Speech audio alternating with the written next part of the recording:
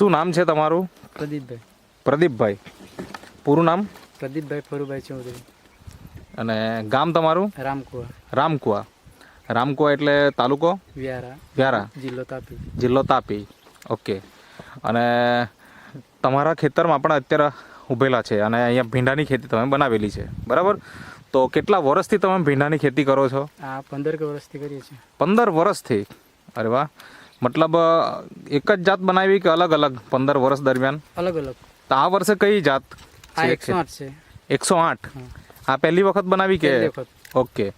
મતલબ 15 વર્ષથી તમે ભીંડાની ખેતી કરો છો અને ભીંડાની ખેતીમાં પણ અલગ અલગ પાકો, મતલબ અલગ અલગ જાતના તમે ભીંડા બનાવ્યા છે. આ વર્ષે તમે 108 બનાવ્યા, બરાબર ને? તો સૌથી પહેલાં એ જણાવો કે આ ભીંડાનું ખેતર કેટલા સમય, મતલબ કેટલા મહિના થઈ ગયા આ ભીંડાનું રોપાણ કરેલું ને?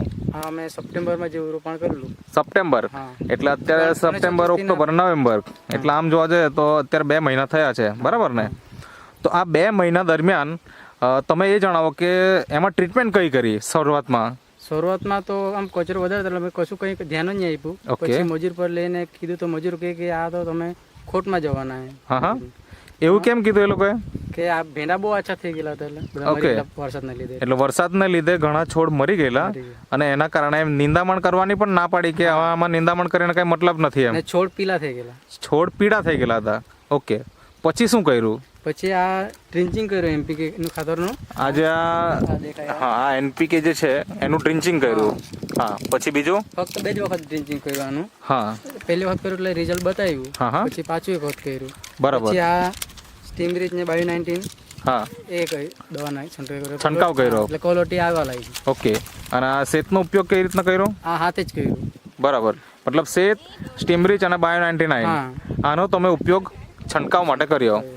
તો મતલબ ભીંડાનું જે ખેતર એમ કહેવાય કે હવે એમાં કંઈ થાય એવું લાગતું નહીં હતું.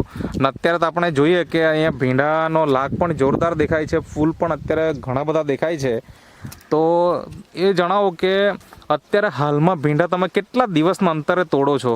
રોજ જ તોડીએ છીએ. દરરોજ? આમ તો ભીંડાના ખેતર અમે જે જોયા છે ત્યાં સુધીમાં 1 દિવસ કે 2 દિવસ વચ્ચે ગેપ રહે અને પછી તોડતા હોય, બરાબર ને? તમે પણ 15 વર્ષથી ખેતી કરો છો તો એવું બનાવ ખરો કે ક્યારેક કે રોજ ના તોડવા પડે એવું? ના. નહીં.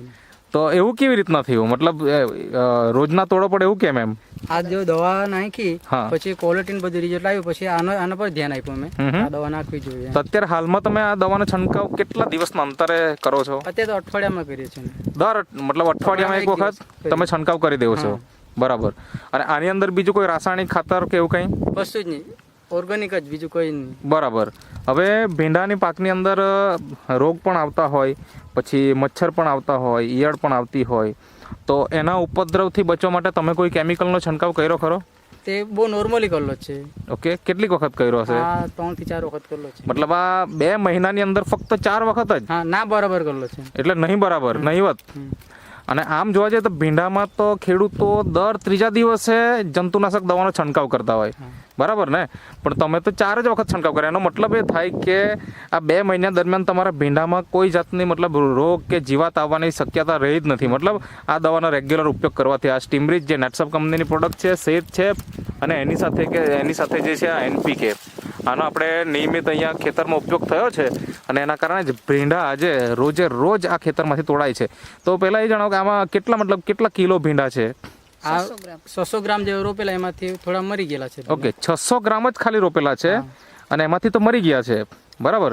તો તમે કીધું કે દરરોજ તોડ થાય છે, તો દરરોજની કેટલી એવરેજ તોડ કેટલી થાય એમ? રોજના 2.5 મણ 3 મણ જેવા થાય છે. 2.5-3 એટલે 50 કિલોથી 60 કિલો એવરેજ થાય, બરાબર? આમ તમે 15 વર્ષથી ખેતી કરો છો તો તમારા અનુભવના હિસાબે જો આ 600 કિલો જો થાણેલા હોય ભીંડાનું બિયારણ, તો તમને શું લાગે? 600 ગ્રામ કેમ? સોરી, 600 ગ્રામ. તો 600 ગ્રામ જો થાણેલું હોય તો શું લાગે તમને કેટલું આમાંથી ઉત્પાદન આવી શકે એવું શક્યતા એમ, જો આ દવાનો ઉપયોગ નહીં કરેલો હોય તો? તો આ દવાનો ઉપયોગ જો નહીં કરતે તો અમે ઉલટીના દેવામાં જતે. એવું? એટલે ભીંડા નીકળતે કે કેમ? એ જ મોટો પ્રશ્ન છે હતો પહેલા તો. મજૂર લઈ જ ના પાડે કે આમાં તમે બીજું કંઈ કરો. પણ માનો કે કદાચ નીકળતે, ચલો 600 કિલા છે, સારી ટ્રીટમેન્ટ આપી, બધું થયું, અને આપણે આ દવા નથી વાપરી, તો કેટલા નીકળતે એમ અંદાજે? અંદાજે તો માનો કે 20 કિલો થાતે કે નહીં થાતે કઈ નક્કી નહીં. બરાબર. અમારા હાથે બીજા છે એ લોકોના 14 કિલો થતા છે, 15 કિલો થતા છે. એવું હા, જે એને કેટલું રોપાણ કરેલું? એને કિલોનું રોપાણ કરેલું છે. 1 કિલોનું રોપાણ છે હા અને તમારું 600 ગ્રામ જ રોપાણ છે. હા. તો 1 કિલોના રોપાણ સામે કેટલું નીકળે એમનું? 14 કિલો. 14 થી 15 કિલો જ નીકળે 14 થી 15 કિલો અને તમારું ખાલી 600 ગ્રામ છે અને 600 ગ્રામમાં પણ અમુક બી તો મરી ગયેલા અને તે છતાં પણ તમારે અહીંયા ઉત્પાદન 25 થી કેટલા કીધા? 50 કિલો. 50 કિલો અને 50 થી 60 કિલો સુધી જાય છે અને પણ પાછા રોજે. રોજ. તો એ ભાઈના રોજના રોજ નીકળે કે પછી એક દિવસ વચ્ચે જઈને એક નીકળે? દિવસ ગેપ થાય ને એના નીકળે છે. ઓકે, મતલબ એક દિવસ વચ્ચે ગેપ રહી છે અને 14 કિલો નીકળે. જ્યારે તમારે અહીંયા રોજે રોજ તોડાય છે અને ઉત્પાદન જોઈએ તો અત્યારે 50 કિલોથી લઈને 60 કિલો સુધી અને અત્યારે તો હજુ તો છોડ કાંઈ એટલા બધા મોટા પણ નથી થયા, બરાબર ને? બીજો તમને ફાયદો શું દેખાય આમાં? ફૂટમાં કેવું છે એમ? ફૂટમાં એક જ ભીંડાથી 4 હળ ને 5 હળ તોડલા છે અમે. હા, તો એ પણ આપણે જોઈએ એક એક છોડ ઉપર કે ખરેખર ફૂટ કેટલી નીકળી છે. મતલબ એક એક છોડ ઉપરથી 5-5 ભીંડા પણ નીકળે એવું? હા. એ તો અજબ ગજબ કહેવાય. બાકી આમ એકચ્યુઅલી આમ ખેડૂતો જ્યારે ભીંડાની ખેતી કરતા હોય તો જ્યારે ભીંડાના છોડ ધીરે ધીરે મોટા થાય અને ભીંડા ઉપર સુધી આવી જાય પછી તો લાગવાનું બંધ જ થઈ જાય, બરાબર? પણ અહીંયા તમારા ખેતરમાં આપણે એ પણ જોઈએ કે ખરેખર નીચેથી કેટલી બધી ફૂટ છે. હવે ઘણા બધા ખેડૂત મિત્રો ભીંડાની ખેતી કરતા હશે, બરાબર? અને વર્ષોથી જે પારંપરિક જે ખેતી ચાલતી છે એ હિસાબે ચાલ્યા કરે. મતલબ જે દવા નાખવી હોય, જે ખાતર નાખવું હોય, જે વર્ષોથી સિસ્ટમ ચાલતી છે એ હિસાબે ચાલે. અને તમે કંઈક આ વર્ષે નવો પ્રયોગ કર્યો છે તો તમને હવે આ વર્ષે આ બાયોફિટ દવા વાપરીને તમને પૂરેપૂરો સંતોષ છે? હા. તો બીજા ખેડૂત મિત્રોને તમારે શું સંદેશ આપવો છે? કે આ પ્રોડક્ટ વાપરવી જોઈએ એમ. ઓકે, મતલબ કોઈ પામી ગઈ છે રોજના ભીંડા તોડીએ તો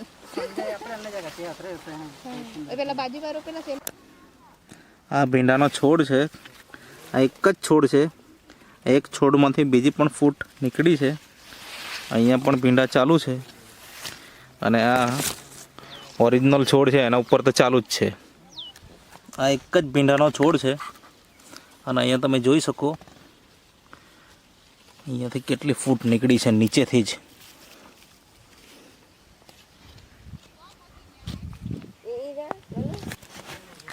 આ જો તમે બીજો એક છોડ જ્યાં આગળ નીચેથી 3-4 ફૂટ નીકળી છે અને ભીંડા ચાલુ છે. એટલે આ ભાઈનું કહેવાનું છે કે એક એક છોડમાંથી 4-5 પણ ભીંડા નીકળે છે. આ ભીંડાનો છોડ છે. હવે તમે જો અહીંયા કેટલો લાગ આવેલો છે. આ 1 2 3 4 5 6 7 આ 7 આ તોડ્યા પછી આ બાજુ આ સાઈડ પર આ ફૂટમાં બીજી ફૂટમાં પાછા ચાલુ થઈ ગયા. 1 2 3 આ ચોથું ચાલવાનું. આ બાજુ આ ફૂટમાં ચાલુ છે. ઓકે, આ સાઈડ પરનું છે. એ રીતના બધા છોડ પર જ છે. એવું નથી કે એક જ છોડ. અહીંયા જો આ બાજુમાં બીજો છોડ છે આનો ઉપર પણ તમે જોઈ શકો કે ફૂટ કેટલી બધી છે, બરાબર? એના બાજુમાં બીજો છોડ છે. અહીંયા પણ તમે જોઈ શકો અહીંયા પણ ફૂટ તો ચાલુ જ છે. એવી રીતના તમે હજુ બાજુમાં બીજો છોડ છે એમાં પણ જુઓ જબરજસ્ત ફૂટ છે. એટલે ખાલી એક જ છોડ સારો છે અને બતાવીએ છીએ એવું કાંઈ નથી. કન્ટિન્યુ બધા જ છોડ આપણે જોઈ શકીએ. અહીંયા 1 ફૂટ, આ 2 ફૂટ છે, આ ફૂટ ગણી લો. 3 ફૂટ છે.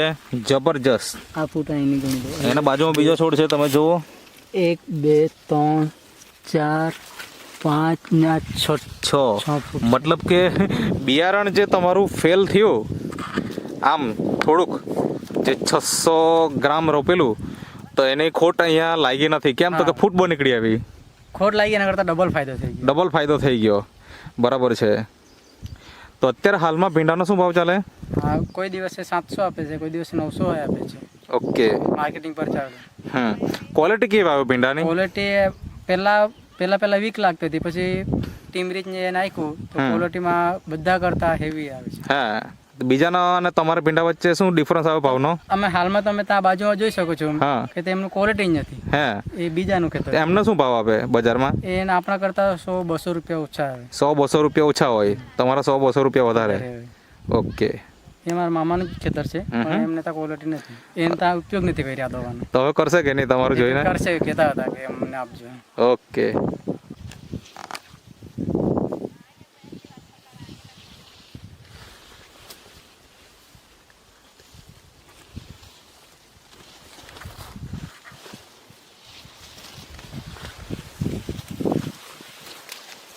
બધાને જ લાગુ કરે.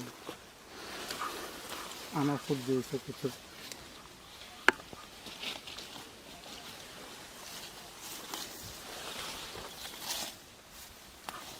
ને ખોટ જાય એમ કરીને ચાલો મમ્મી કે હમણાં ખોટ જવાય એના કરતા વચમાં ગુવાર બી ઠાણી દીધેલી છે કે કઈ નહીં આમાં તો થાય ને ઉપયોગ થાય એવી રીતના બરાબર. ગુવાર બી નાખેલી છે પણ આવું થયું કે ગુવાર નહીં નીકળે ઠેકીને. આ જ ભાઈના બીજા ખેતરમાં આપણે અત્યારે ઊભા છીએ, જેમાં એક ભાગ તમે જોઈ શકો કે અહીંયા એકદમ નાના નાના નાના ભીંડા છે અને એની જ બીજી સાઈડ તમે જોશો તો ભીંડાના પાન પણ એકદમ તંદુરસ્ત છે, છોડ પણ તંદુરસ્ત છે અને એકદમ ડેવલપ થયેલા છે. તો ખેડૂત ફૂટ પણ સારી એવી નીચેથી શરૂઆત થઈ ગઈ છે, આપણે અહીંયા જોઈ શકીએ. અને ભીંડા હવે શરૂઆત થઈ જવાના લાગ ચાલુ થઈ ગયો છે. તો તમે મને એ જણાવો કે આમાં તફાવત કેમ, કેટલા દિવસનો રોપાણનો તફાવત કેટલો છે? રોપણ 10 થી 12 દિવસનો ફરક છે. 10 થી 12 દિવસનો તફાવત છે. અને તમે આની અંદર શું ટ્રીટમેન્ટ કરી અને આની અંદર શું કરી એ તમે થોડીક વાત કરો. આમાં એમપીકે ને એવું સુરતથી નાખેલું છે. ઓકે, એટલે નેટસપ કંપનીની જે પ્રોડક્ટ છે બાયોફિટ એ આની અંદર તમે ઉપયોગ કરી નાખ્યો, બરાબર. અને આની અંદર હજુ બિલકુલ ઉપયોગ નથી કર્યો, તો કેમ આ બાકી કેમ રાખેલું? આ સમયના અભાવે. સમયના અભાવે. અને બીજું કોઈને બતાવવું હોય તો બતાવી શકો એનામાં? ઓકે, આપણે ત્યાં રૂબરૂ આવીને કહેતા હોય તો બતાવી શકાય. હા, કે બે વચ્ચે તફાવત શું છે. બીજું તમે કીધું જમીનનું, તો જમીનનું શું છે થોડીક બતાવો ને. આ ખારવાળી જમીન કહેવાય, જે આપણે દેશી ભાષામાં ખારો એમ કહેવાય. મતલબ આમાં પથ્થર જ વધારે દેખાય, બરાબર ને? ઝીણા ઝીણા પથ્થર છે. હવે આ જમીન છે અને આ જમીનની અંદર ખેતી થાય એવું કઈ શક્યતા નથી એમ. શું બનાવે આ ખેતરમાં, મતલબ બનાવવું હોય તો? પહેલા પપ્પા લોકો જુવાર ને એવું બનાવતા. ઓકે, મતલબ ભીંડા થવાની શક્યતા બહુ છે, હા, બહુ છે. તો પણ આમાં ભીંડા કર્યા અને સક્સેસ છો. ઓકે.